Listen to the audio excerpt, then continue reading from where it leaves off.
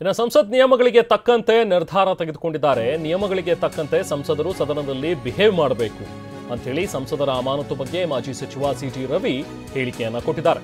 ತುರ್ತು ಪರಿಸ್ಥಿತಿ ಹೇರಿದ ಕಾಂಗ್ರೆಸ್ಗೆ ಸದನದಲ್ಲಿ ಹೇಗೆ ವರ್ತಿಸಬೇಕು ಅನ್ನುವಂಥದ್ದೇ ಗೊತ್ತಿಲ್ಲ ಅಂತ ಹೇಳಿ ಸಿಟಿ ರವಿ ವಾಗ್ದಾಳಿಯನ್ನ ನಡೆಸಿದ್ದಾರೆ. ತುರ್ತು ಪರಿಸ್ಥಿತಿ ಹೇರಿದವರಿಗೆ ಸದನದ ವರ್ತನೆ ಗೊತ್ತಿಲ್ಲ.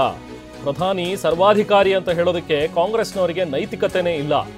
ಪಂಚರಾಜ್ಯಗಳ ಚುನಾವಣೆ ನಂತರ ಮೋದಿ ಮತ್ತೆ ಪ್ರಧಾನಿ ಆಗ್ತಾರೆ ಅನ್ನುವಂಥದ್ದು ಕನ್ಫರ್ಮ್ ಆಗಿದೆ.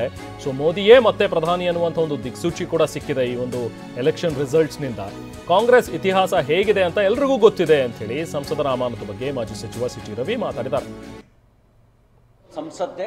ಸಂಸತ್ನಲ್ಲಿ ಅಧಿಕಾರ ಇರತಕ್ಕಂಥದ್ದು ಸಭಾಧ್ಯಕ್ಷರಿಗೆ ಮತ್ತು ಸಭಾಪತಿಗಳಿಗೆ, ಚೇರ್ಮನ್ಗೆ, ರಾಜ್ಯಸಭೆಯಲ್ಲಿ ಚೇರ್ಮನ್ಗೆ, ಲೋಕಸಭೆಯಲ್ಲಿ ಸಭಾಧ್ಯಕ್ಷರಿಗೆ. ಅದರಲ್ಲಿ ಯಾರು ಯಾವ ಕಚೇರಿ ಮಾಡಿಕೊಳ್ಳುವಂಥ ಪ್ರಶ್ನೆಯೇ ಬರೋದಿಲ್ಲ. ಅದು ಟೀಕೆಗೋಸ್ಕರ ಟೀಕೆ ಮಾಡ್ತಕ್ಕಂಥದ್ದು.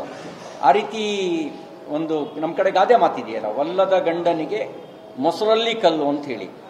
ಬಿಜೆಪಿ ಮೇಲೆ ಆರೋಪ ಮಾಡಬೇಕು ಅನ್ನೋ ಕಾರಣಕ್ಕೆ ಏನೆಲ್ಲ ಆರೋಪ ಮಾಡ್ತೀರಿ. ನಿಮ್ಮ ಆರೋಪವೇ ಒಂದು ರೀತಿಯ ನಗೆಪಾಟ್ಲಿಗಾಗಿ ಈಡಾಗುವಂಥ ಆರೋಪ. ನೀವು ಗೆದ್ರೆ ಜನಾದೇಶ ಅಂತ ಹೇಳ್ತೀರಿ, ಬಿಜೆಪಿ ಗೆದ್ರೆ EVM ಸರಿ ಇಲ್ಲ ಅಂತ ಹೇಳ್ತೀರಿ. ಈಗಾಗಲೇ ಸುಪ್ರೀಂ ಕೋರ್ಟೇ ಮಾನಿಟರ್ ಮಾಡಿ, ಸುಪ್ರೀಂ ಕೋರ್ಟೇ EVMಗೆ ಸಂಬಂಧಪಟ್ಟಂತೆ IIT ಮೂಲಕ ಆ ತಜ್ಞರ ವರದಿಯೆಲ್ಲ ಪಡೆದು ಇದರಲ್ಲಿ ಯಾವುದೇ ದೋಷ ಇಲ್ಲ ಅಂತ ಹೇಳಿದೆ. ಇಷ್ಟಾದ್ಮೇಲೂ ಕೂಡ EVM ಮೇಲೆ ದೋಷ ಇದೆ ಅಂತ ಹೇಳಿದ್ರೆ ಸಾಬೀತುಪಡಿಸೋದಕ್ಕೆ ಕೋರ್ಟಿಗೆ ಹೋಗಕ್ಕೆ ಅವಕಾಶ ಇದೆ. ಅದು ಸೋತಾಗೆಲ್ಲ EVM ಅಂತ ಹೇಳ್ತೀರಿ. ಇದು ಕಾಂಗ್ರೆಸ್ನ ಮಾನಸಿಕತೆ, ವಿಪಕ್ಷಗಳ ಮಾನಸಿಕತೆ. ಜನಾದೇಶವನ್ನು ಗೌರವಿಸಬೇಕು ಅನ್ನುವಂಥ ಒಂದು ದೊಡ್ಡ ಮನಸ್ಸು ಇಲ್ಲದೆ ಇರುವಂಥದ್ದು ಕಾಂಗ್ರೆಸ್ನ ಮಾನಸಿಕತೆ.